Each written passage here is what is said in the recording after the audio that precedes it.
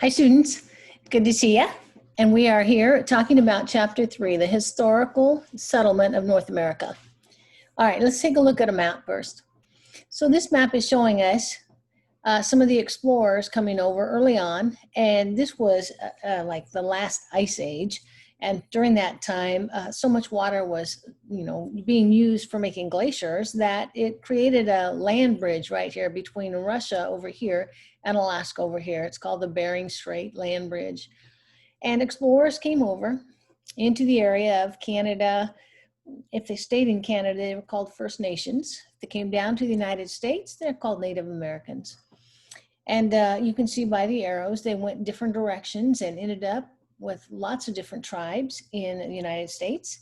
Over here in our section in Southern California, we have the Chumash Indians that lived in this area, along with others. But they were fascinating for me to learn about because we live right here by the coast, and the Channel Islands is where they went out and used the Channel Islands for resources and used the coast for resources and used a lot of trade in this area. They created soap bowls, which were made into the rocks. We've seen them in Catalina. They used different kinds of shells for currency. They carved out trunks of trees for canoes to get around. So very fascinating. It's right in our area. So you might want to go to a museum and see some of these things because it's really interesting. There's a geographer named Wilbur Zielinski, and he stated that groups who settle a place first leave the largest impact on an area. And this is called the first effective settlement theory. Now, if you look around Southern California, you might see a lot of artifacts that remind you of people who were here before. For instance, you've probably all been to Missions before. Missions, Pueblos, Presidios, that's from the Spanish being in this area, okay? Spain controlled this area for quite a while. And then Mexico did after that. And when they did, they changed the land settlements into ranchos. And so when we see signs like Rancho Santa Margarita or Rancho Bernardo or Rancho Cucamonga, any of those, that's representative of those times when Mexico was in control of this area and divided the land in land grants called ranchos. Did a lot of cattle ranching back then. All right. This is just talking about how when the Spanish were in this area, they used the Law of the Indies from 1573 as a guideline with how to establish the area using the Presidio, that was for protection. The Mission, of course, was for the church, and then the Pueblo was the civil communities. And all three worked together. They complemented each other. They created quite a good stronghold in this area. You might also see some other patterns like plazas or streets and grid patterns, or even types of architecture. We see a lot of Spanish Baroque, and all different kinds of things, especially in our old downtown areas around here, like Anaheim and Fullerton, Placentia, and so on. All right, when Mexico governed this region, like I said, they created land grants called ranchos, and that's how they divided the land up in this area. You can see some old maps from time to time that have the ranchos depicted on them. It's pretty interesting. But there are other ways we divide up land as well in the United States. One is called the Northwest Land Ordinance of 1785, and it divided land into what are called townships and range. And they use latitude and longitude, which you already know about, but to use as their baseline and meridians. Let's take a look here. So this would be an area.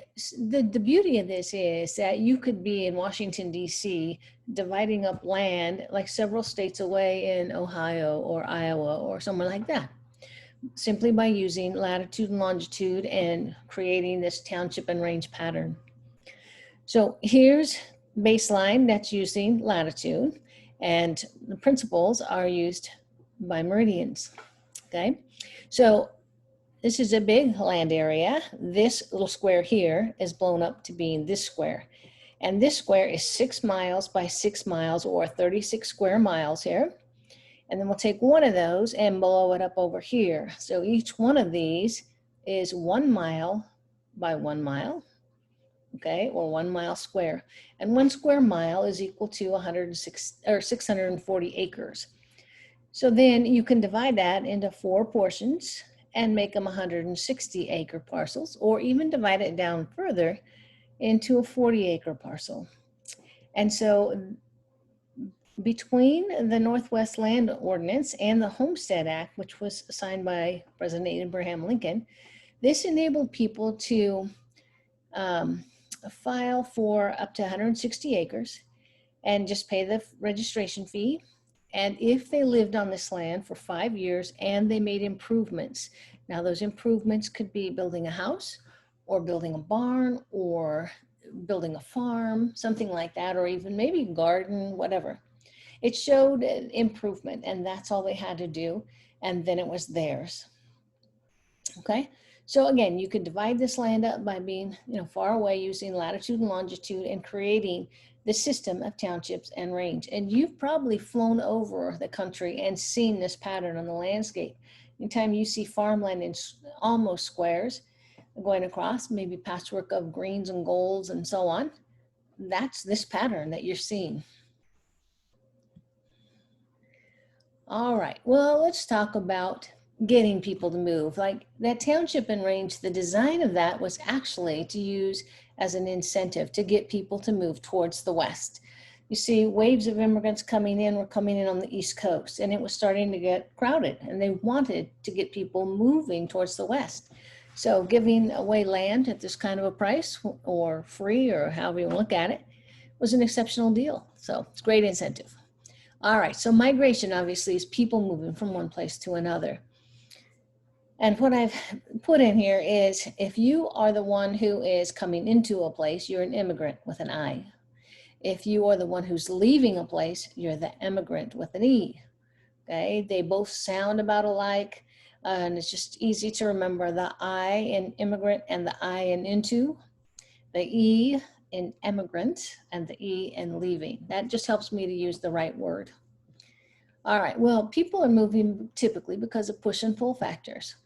So let's talk a little bit about this. The push and pull factors have to do with economics, cultural and political moves, and environmental issues, okay? So they both are on both sides. Let me explain further. Let's look at some of these push factors. All right, so an economic push factor might be that we all work at the same manufacturing plant and it closes, it gets outsourced, we all lose our jobs. So we have to provide for our families. So we want to, get out there and get some kind of job. And we realize there's just not enough jobs to go around. So we feel like we're being pushed out of our community to look for other jobs. That's a push factor. So lack of jobs or being laid off or economic restructuring is causing us to go somewhere else to find a job. Now, a pull factor might be that maybe you've got a cousin who lives in another state and they say, you know what, they just opened a manufacturing plant here and I want you to come stay with me and see if you can get a job. And once you get ahead money-wise, maybe you'll be able to go out on your own and it'll work out for you. Okay, and that's a job opportunity, and that's a pull factor. It's luring you there. All right, cultural, political. This can be different things. It can be that you live in a country where the government seems unstable, okay, and you're kind of scared. You don't know if you should raise your family there. Or you might see it as a lack of freedom. I can't raise my children the way I want to. I can't teach them the same faith and values and beliefs and all of that I want to. So I feel like I need to leave. It also might be more involuntary, like you are being forced out as a refugee or into slavery. Cultural, political pull factors might be the lure of freedom, okay? It's hard to imagine what that feels like because I've always lived in a country where I had freedom. Okay, a stable government is very attractive. Being able to have choices in how to raise your family, the kind of livelihood you want to get, what you want to get, are your interests in, and so on. Lastly, environmental. So an environmental push factor could be something like you've just had a massive earthquake and or a drought or fires. We're having so many fires right now that are terrible. Could be floods, hurricanes, landslides, all kinds of natural disasters that happen. and you feel like, it's going to take forever to get this place fixed up because it's the whole community is down. So it would be better if I just left the area. You feel like you're getting pushed out. All right, lastly, environmental pull factors. Why do you think so many people want to come to Southern California? Right, for the weather. Okay, now it's been a little warm lately and a little smoky lately, but other than that, we typically have awesome weather, right? Mild winters, warm to hot summers, very attractive. The weather's attractive, the environment is attractive, or proximity to mountains and the ocean and the deserts and all of that. All very attractive to people who live in other areas. So those are pull factors. Well, what are intervening obstacles to migration? Well, it used to be, like many, many years ago, and that it would be the physical landscapes. Say you had to cross your country to get to a port to come across the Atlantic, but you had a mountain range to get over or a desert to cross. So it was more of those physical landscapes. Traveling distances were long and it was tough and there was very limited transportation and you had to save a lot of money to be able to do it. Today, it's not so much the environment or the physical landscapes, but it is much more the diversity in governments, the different politics between countries. It's very limited.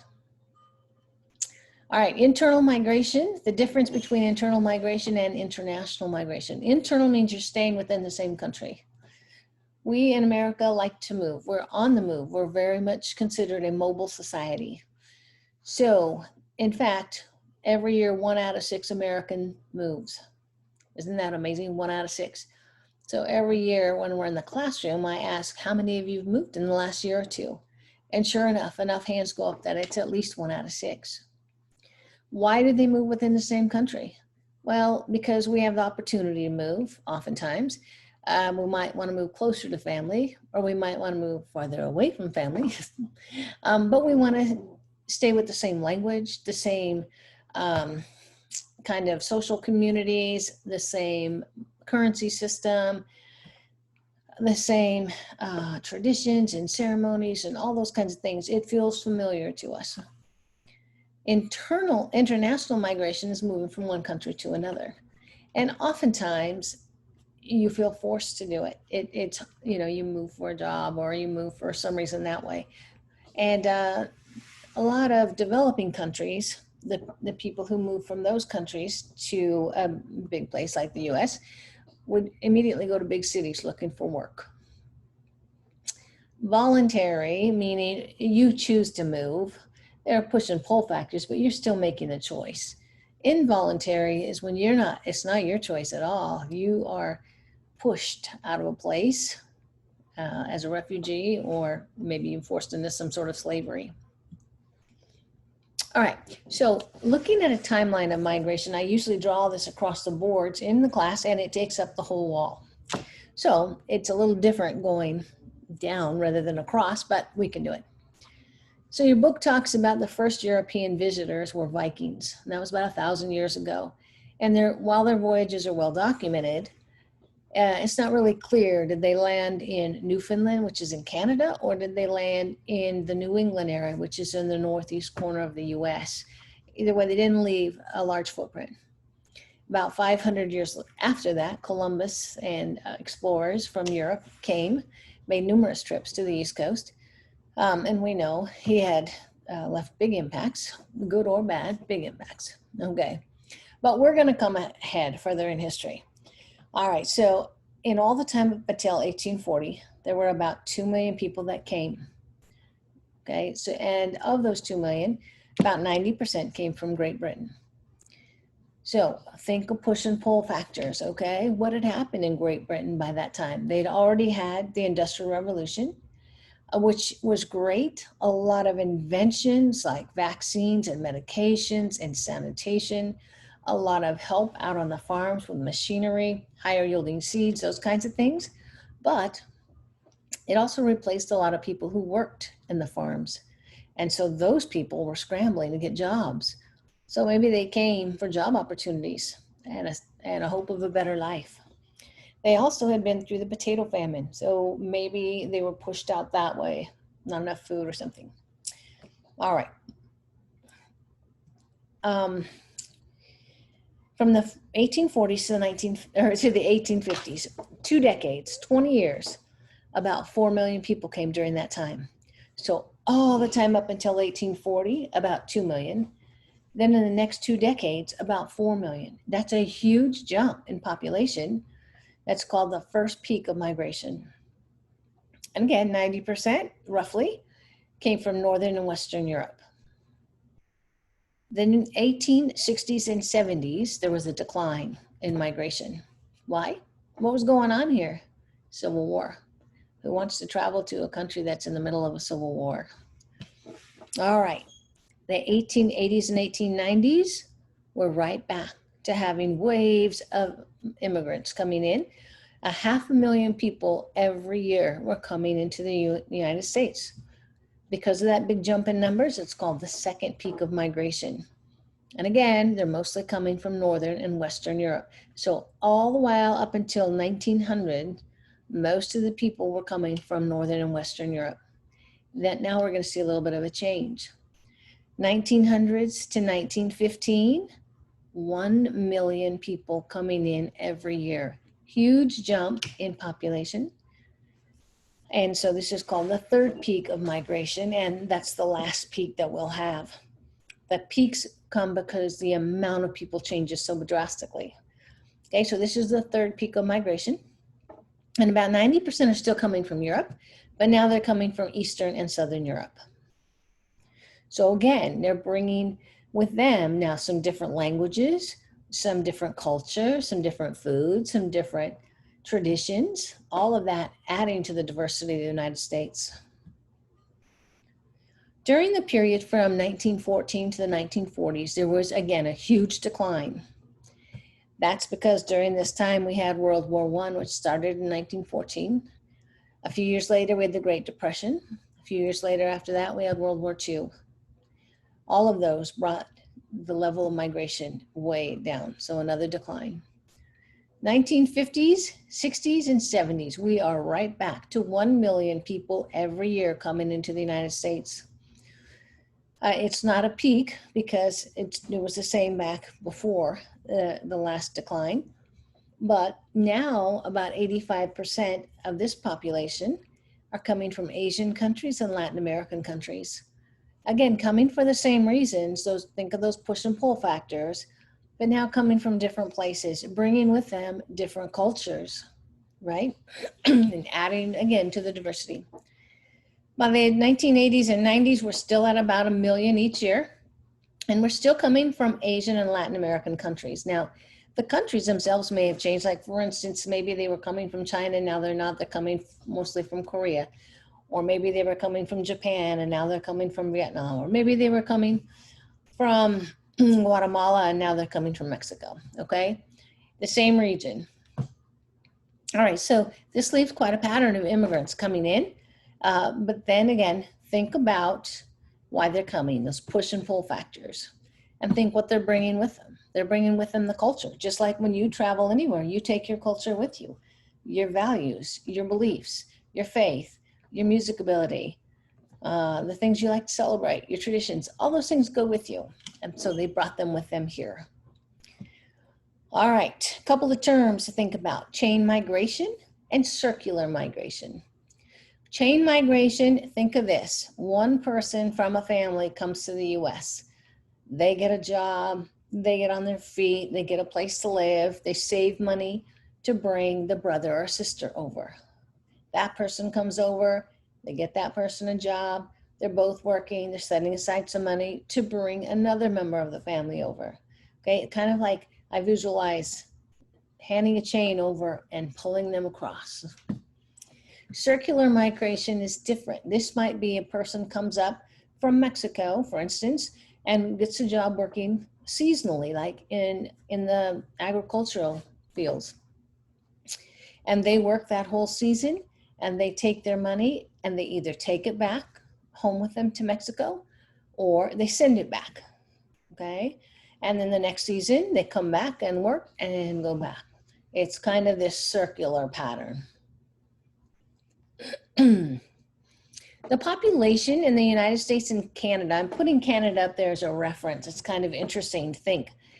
Population in the US, I just checked this yesterday, so it's 328 million, and in Canada, almost 38 million. When you look at that, the United States has almost 10 times the population that Canada has. Canada has a little bit more land mass. Of course, most of their land mass is way up north, so it's pretty sparsely populated way up in those northlands. Anyway, so we have about 10 times the population they do. How you'd look at population, if you had a population map of the United States, you would see that there are some pretty high density areas like New York, that area along the East Coast, out here in San Francisco or LA, those areas, it's pretty densely populated. You might see some pretty sparsely populated areas like that whole area where the Rocky Mountains are, or the desert areas, pretty sparsely populated. Other than that, it's fairly scattered with people. Canada is much different. If you had a population map of Canada, you'd see that about 90% of all Canadians live within about 200 miles of the United States. Now, is that because they love us so much? I'm sure it is. But think of the weather as you go further and further and further north.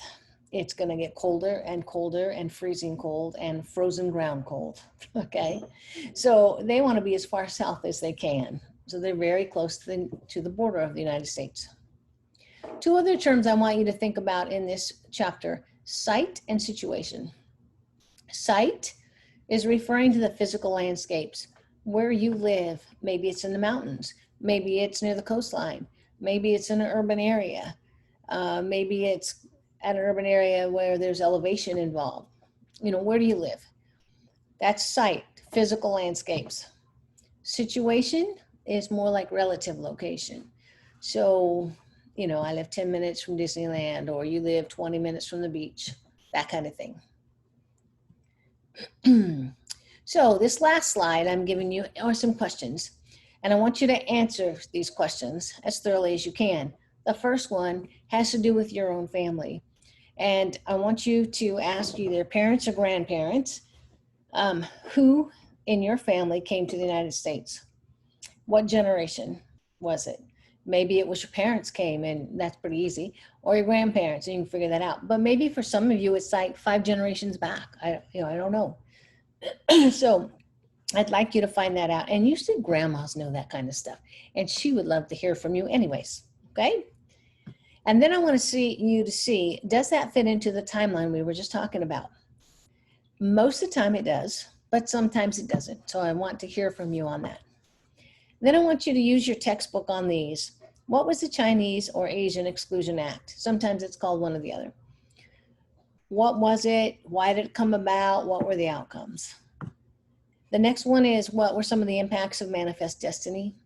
And the last one on here is, why is the density of settlement different on the eastern side of the United States versus the western side of the United States? All right. All right. I'll see you next time.